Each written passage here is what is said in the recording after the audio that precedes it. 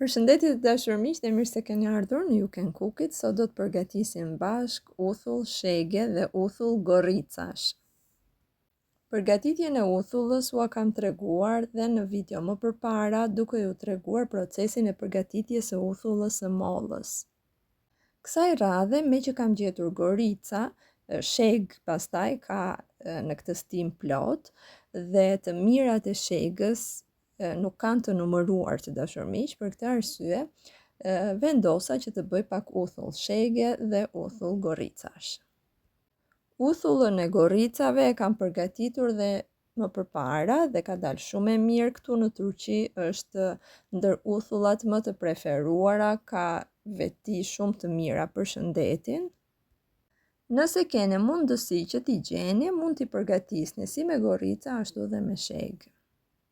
Shegët i ndajmë mes për mes dhe i godasim me një lugë për sipër derisa t'u bien të gjitha kokrat. Dorën e mbajmë poshtë që kokrat mos të shpërndahen nëpër shtëpi andej këtej. Për këtë arsye mbajmë dhe dorën poshtë dhe godasim me lugë si me rënje të lirë të dashur miq, me të gjithë forcën dhe të gjitha kokrat do të bien në tas. Në këtë mënyrë i pastrojmë të gjitha shegët. Unë kam përdorur 6 kokra shegë të mesme. Kaq kisha, kaq përdora. Gjithashtu, ky kavanozi që ju pat në fillim të videos është mëse i mjaftueshëm për familjen time dhe mua më mjafton për gjithë vitin. Nëse keni dëshirë, mund të përgatisni dhe më tepër. Shegët i kam pastruar dhe nga ato pjesët e bardha që bien, pra nga ato cipat e bardha që ka shega në përmes. Me kujdes i hedhim në një kavanoz qelçi, gjithmonë është mirë që të përgatisni gjërat të tilla në kavanoza qelçi dhe të siguroheni që çdo gjë ta bëni pastër. Unë, si që shikonin, nuk është se kam përftuar shumë kokra nga shegët që kisha, do t'i shtojmë kësaj mase, do t'i shtojmë ujë sa 2 fishi, pra nëse është kaq, deri këtu do ta mbushim me ujë. Normalisht, uthulla është mirë të përgatitet me 3/4 e enës me frutë dhe pjesa tjetër ujë. Por mua kaq mu gjëndën të dashur miq dhe kaq do të përgatis, pra do t'i shtoj më pak. Nuk do ta mbush kavanozin deri në gryk, do t'i shtoj më pak ujë dhe aq uthull do të përftoj. Pra sipas mundësive, nëse keni më tepër, mundoni që ta përgatisni me 3/4 e kavanozit të jenë të mbushura me frutë dhe një pjesë të jetë ujë. Shegët, si që pat, i kam shtypur me dorë mirë që kanë lëshuar lëngun dhe i shtojmë ujin. Pra do t'i shtoj ujë sa 2 fishi i frutit i kam shtuar unë. Por si që thash, mirë është që 3/4 e kavanozit jenë frutë, pra të kemi më tepër frutë dhe pak ujë. I kam shtuar një filxhan me uthull shtëpie, uthull rrushi, uthull organike dhe një lugë të mbushur plot me mjaltë. Mjaltë edhe mund mos t'i shtoni hiç, sepse shega është një frutë që është goxha i ëmbël dhe nuk ka nevojë, por nëse mund të jetë pak i thartë, mund t'i shtoni pak mjaltë, ndihmon në fermentimin e shpejtë. Tani të dashur miq, në gryk do t'i vëmë një nap ose një pecet dhe do ta mbyllim me një lastik, ose lastik flokësh, siç tregohet në video që kam përdorur dhe unë, ose një lastik parash dhe do ta lëmë në këtë mënyrë derisa kokrat e shegës të bien në fund të enës, do ta trazojmë çdo ditë. Siç e shikoni, të nesërmen të gjitha kokrat e shegës janë në gryk të kavanozit, pra kanë dalë në sipërfaqe të ujit.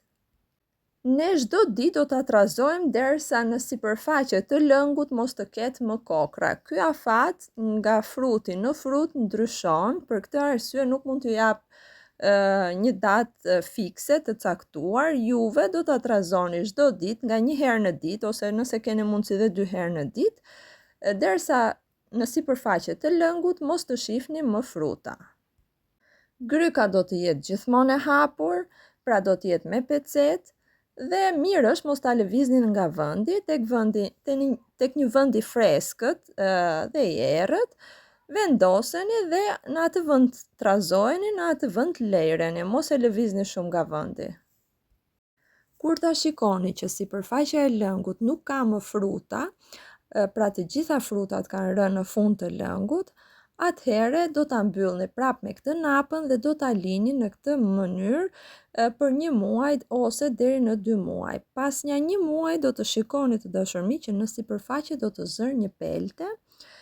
Kjo peltja që do të zëri luan rolin e një tape dhe uthulla pasi zë këtë pelte është e mbrojtur. Uthulla pasi ka zënë atë pelte në sipërfaqe konsiderohet që uthulla është bërë. Por, e mira të mirave është që uthulla ta tregoj vetë se kur duhet kulluar. Në përgjithësi, peltja që zë përsipër fillon dhe bie në nivelin e ujit.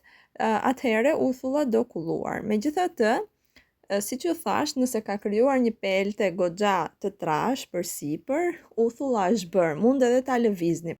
Por, keni parasysh që pasi zë atë pelten, përsipër ta lini të paktën 2 apo 3 javë më tepër të rri ashtu me atë pelten që ka krijuar. Pastaj ta kulloni. E shikoni që pasi ka krijuar pelten për 2 apo 3 javë në vazhdim, nuk është se i bie peltja në nivelin e lëngut, atëhere mund edhe ta kulloni, e lëvizni vetë, ja hiqni atë pelten përsipër, e kulloni, e hidhni nëpër shishe dhe uthulla është gati për t'u përdorur. Tashti do thoni ju ku e përdor Olona ti gjithë këtë uthull. Unë e përdor gjithë dimrit në vend të ilaçit të dashur miq. Sa herë që më smuren fëmijët me koll, unë ju jap nga një lugë uthull, si në mëngjes ashtu dhe në darkë. Në mëngjes u jap pasi kanë ngrënë mëngjesin, u jap dhe nga një lugë uthull dhe i përcjell për në shkollë. E zëm kur janë në prag gripi. Edhe në darkë, po ashtu para se të flën gjumë, për shembull, që mos të kolliten natën, u jap nga një lugë uthull. Në këtë mënyrë e përdorim dhe në vend të ilaçit, e përdor dhe nëpër sallatra. Në çdo sallatë që bëj 2 lugë uthull ja hedh të dashur miq për të na forcuar sistemin imunitar. Në kanal keni gjithashtu dhe se si përgatitet uthulla e mollës, një video pak më të gjatë, më të detajuar, ku do të gjeni çdo pyetje që mund të keni rreth uthullës. Procesi është i njëjtë, unë kësaj radhe thjesht e kam bërë me sheg, ju mund ta përgatisni si me sheg, me mollë apo dhe me gorica. Në Shqipëri, goricat njihen vetëm nëpër fshatra, kurse këtu në Turqi goricat shiten dhe nëpër tregjet e frutave perimeve. Për këtë arsye unë kur i pash i bleva për një herë sepse dhe ato kanë veti shumë të mira kuruese për çdo gjë të dashur miq. Unë uthullën e goricave e kam provuar dhe herë tjetër, për këtë arsye e përgatita dhe kësaj radhe kam qenë shumë e kënaqur, për këtë arsye po e bëj sërish.